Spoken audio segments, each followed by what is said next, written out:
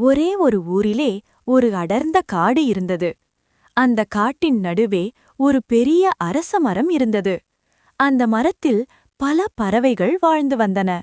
ஆனால் அவற்றில் மிகவும் அழகானது ஒரு தங்கக்கிளி. அந்த கிளியின் சிறகுகள் சூரிய ஒளியில் தங்கம் போல ஜொலிக்கும். அதன் அழகைக் கண்டு காட்டிலுள்ள அனைத்து விலங்குகளும் வியக்கும்.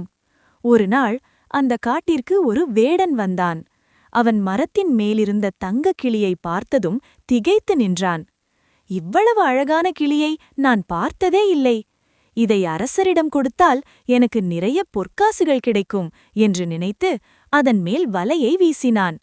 துரதிருஷ்டவசமாக கிளி வலையில் சிக்கிக் கொண்டது. வேடன் அதை பிடித்து ஒரு கூண்டில் வைத்து அரண்மனைக்கு கொண்டு சென்றான். அரசன் அந்த கிளியை பார்த்ததும் மகிழ்ச்சியடைந்தார். அதற்கு விலையுயர்ந்த அழகான தங்கக் கூண்டில் அடைத்து விலையுயர்ந்த பழங்களையும் நறுமணமிக்க நீரையும் கொடுத்தார். ஆனால் தங்கக்கிளி எதையும் சாப்பிடவில்லை. அது சோகமாக அமர்ந்திருந்தது. தங்க கூண்டாக இருந்தாலும் அது ஒரு சிறைதான். எனக்கு தேவை இந்த ஆடம்பரமல்ல, வானத்தில் பறக்கும் சுதந்திரம் என்று கிளி நினைத்து அழுதது. அரசனின் மகள் ஒரு சிறுமி. அவள் அந்த கிளியின் கண்ணீரை கண்டாள். கிளிக்கு வேண்டியது பொன்னும் பொருளும் அல்ல, அதன் நண்பர்களும் அந்த பச்சை காடும்தான் என்பதை புரிந்து கொண்டாள். அன்றிரவு அந்த சிறுமி மெதுவாக சென்று கூண்டை திறந்துவிட்டாள்.